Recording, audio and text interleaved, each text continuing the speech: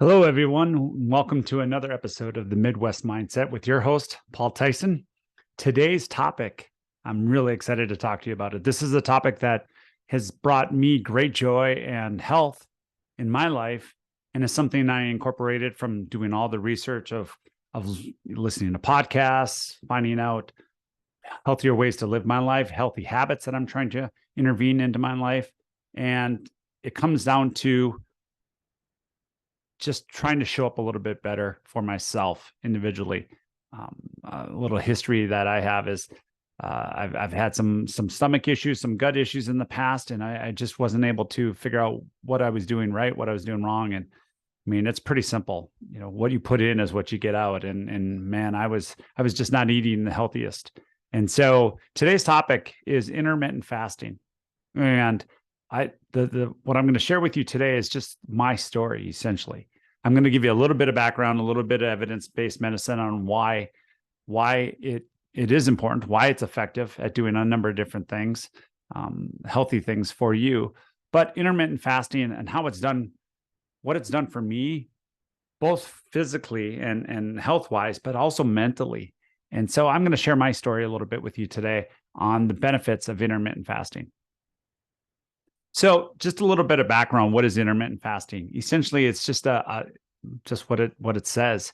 Intermittent, a time in between your last meal and your first meal. So if you want to read the definition, the most beneficial part of intermittent fasting, they say, is depends on the individual. So this is very individually based, what works for you. And this is something that I have found has really worked for me. So one potential key benefit of intermittent fasting is the ability to promote autophagy. Now, this is the process by which the body removes old or damaged cells and replaces them with new ones. So that break in between eating, that fasting, allows the old cells to die off and your body to get rid of those cells and essentially bring in those new cells. Now, I'm going to dumb it down for you here and tell you my story. My tummy feels better after I've intermittent fast, when I have a pause in between my eating habits. So that's my version. But autophagy is, a little bit more about this. Autophagy is important for the maintaining of the cellular health and function, and may help protect against age-related diseases. And I'm all about that. I made a friend of mine, a family member, had a comment about my little bit of gray hair that's coming in as I was wearing my baseball hat the other day. If there's a way that I could reverse or protect myself against age-related diseases, I'm all for it. And intermittent fasting has been one of those things for me. So intermittent fasting is also shown to activate autophagy, which is the reason why it is so beneficial for your overall health. So when we talk about this, what I do, so what is intermittent fasting to me? Essentially, what I do is I eat in the window. My last meal of the day is roughly around 6 o'clock. Sometimes that might go to 7:30. That just means it bumps it up the next day on when when I allow myself to eat. So at 6, normally though, it's 6 o'clock in the evening, I have my last meal of the day. From there, I don't eat again, probably till noon. And what I say probably is because if I eat a little bit later, trying to eat with the family, trying to be social, that type of thing, I just bump out that next period. So I'm going probably at least 16 to 18 hours between meals. And I know that's a foreign and kind of a scary topic to some of you that might be listening to this, but I'm telling you, not only do I feel better physically, my gut feels better. Like I said, my tummy feels better, but mentally I feel just so much stronger. I feel like, gosh, if I can go without eating for 16, 18 hours, what can't I do? And that's just essentially how I feel after I've introduced intermittent fasting into my life. So some of the benefits of this. Now I'm going to give you the 5 key benefits, the 5 key takeaways why intermittent fasting is strong, and a little bit of research behind that. But what I can tell you when I say that I want to tell you my story is, since I've introduced intermittent fasting, I've lost probably not a ton of weight, but probably a good 10 to 15 pounds. And now I'm plateauing. I'm right there. And plateau is not a bad thing. I'm happy where I'm at. I'm feeling stronger. I'm feeling healthier. But I've lost about that 10 to 15 pounds that just doesn't feel good, that kind of sits around my waistline, for me anyway. Everybody has a different story. Mine is that always kind of sits right around that belt line. And I feel like I really have lost that. Things feel better. They fit better. And ultimately, like I said, my mindset just feels stronger, like I can accomplish a lot of different things. So it's been a big piece of my armamentarium, my tool chest of what I do and how I show up. And what's great about it too is I'm still allowed to interact with people, and it hasn't affected my social life, which a lot of times when we change our diet, we change a lot of different things in our lives. It takes away from something. I'm all about adding on. So what am I allowed to have? One of the things I have, and this is something that if I get feedback from you, you might tell me that athletic greens is not something that I should be having to break that fast, but I have 1 scoop of athletic greens in the morning when I wake up. So that is the one thing I have. So I have the athletic greens, shake it up. I slam that down, take that all in one setting. And then from there, I'll have coffee. So that you're allowed to have coffee during intermittent fasting, as long as you're not consuming anything. And so I'll have coffee till about 10:30, 11 o'clock.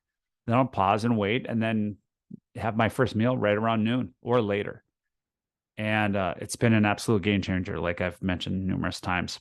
So what are the 5 key kind of takeaways that they promote intermittent fasting? Now, you've probably heard it a number of different places.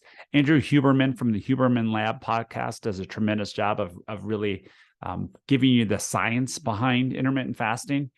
And I'm going to dabble in just a little bit here. So if you really want to dive into this and you really want to get a little bit more background on the benefits of intermittent fasting and what's going on from a cellular level, and that's not my area of expertise, I'm going to give you just the top 5 that I have found to be the most beneficial.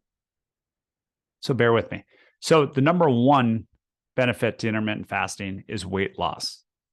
Weight loss. Like I said, I've lost anywhere from 10 to 15 pounds of that kind of stubborn fat or that stubborn weight that just wasn't serving me. And that's had a tremendous effect on my life. But if you really want to know what it's doing, intermittent fasting drives weight loss by lowering insulin levels.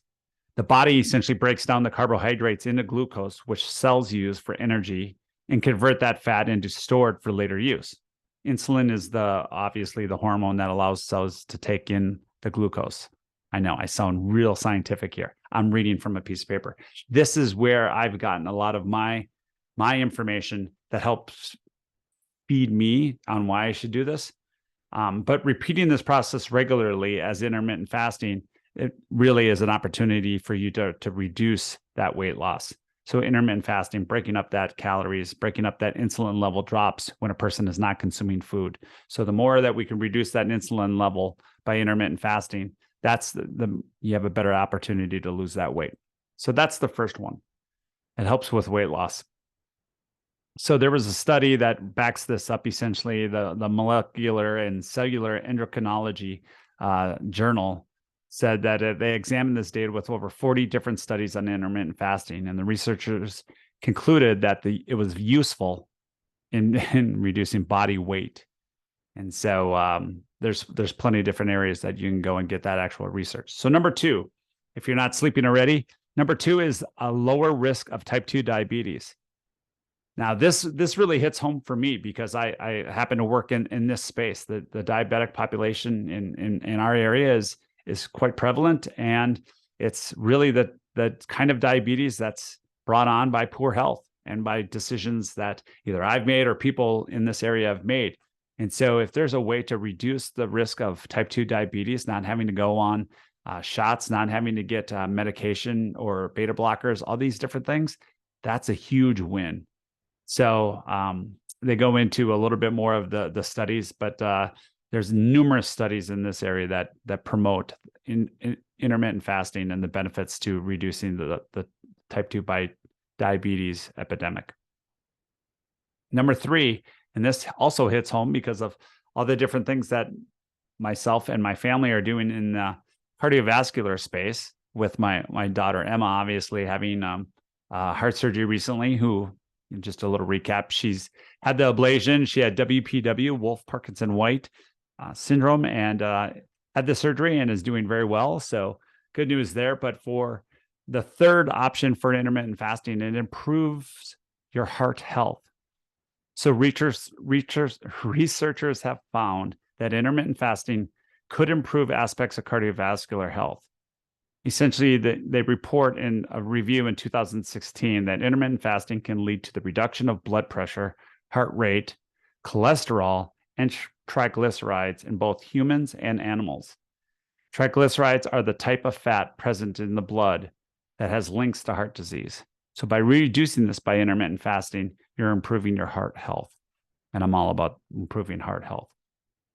So that's number 3. Number 4, improved brain health. This one I love. This one's great. Studies in mice have shown that intermittent fasting can improve brain health. And if it's good for Mickey Mouse, it's good for me. I believe that I'm a big fan of brain health and making sure with the rise in Alzheimer's and dementia scenarios across the United States, if this is another way to counteract that and really go after these age-related diseases that are complicating so many of our elderly right now, if intermittent fasting has a piece of that, I'm on board with that. So that's number 4. Helping the brain is helping yourself by doing a little bit of intermittent fasting. So number 5, the last one, and this one is key, is the reduced risk of cancer by doing intermittent fasting.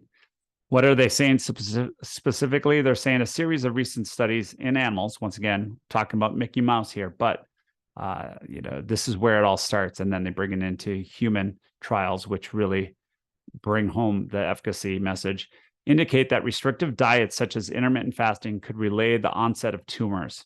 However, no current studies have established links between intermittent fasting and cancer in humans. But they're saying the whole idea is if you slow down the body a little bit and don't feed the body, it also doesn't feed the tumors.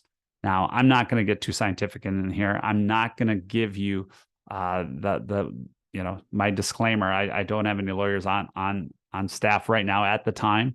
So please just take this with a grain of salt. These are 5 reasons that really resonated with me.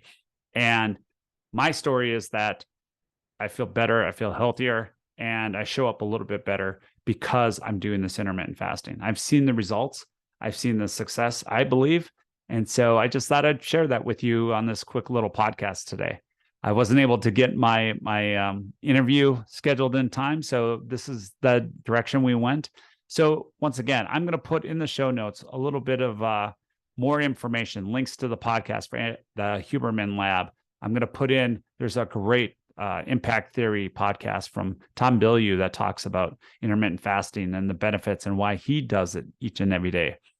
Another resource that I could put in here is Chris Pratt. If anybody knows the Guardians of the Galaxy actor who is all over the news right now doing a lot of different things. One of the best things that he said that his transformation from Andy from Parks and Recreation to Star-Lord and all of these, huge roles that he's getting now as the leading man was all due to intermittent fasting. By incorporating intermittent fasting, he's reduced his weight, I think, by 30 to 40 pounds and was allowed also then to build muscle and do all the right things to have him show up in that leading man role. So whether you're a woman or a man, I think there's huge benefits to intermittent fasting.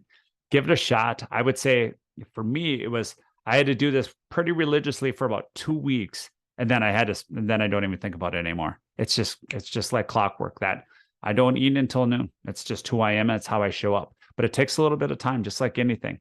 Give it, like I said, it could be longer, it could be shorter. Mine was 2 weeks. As soon as I was through 2 weeks of intermittent fasting, incorporating this into my schedule, I didn't even have to think about it. It was one of those things that it just showed up like, this is what I do. People are like, oh, let's go out for breakfast. Absolutely. Let's go out for breakfast. I'm going to have water and I'm going to have coffee. Those are 2 things I allow myself to have before noon. Like I said, you don't have to take away in order to add to what you're trying to do or how you're trying to show up. So intermittent fasting, there are huge benefits. If you have any questions, comments, concerns, please don't hesitate to reach out to me personally. And if I don't talk to you soon, make sure you take care of yourself and take care of one another. Have a good day.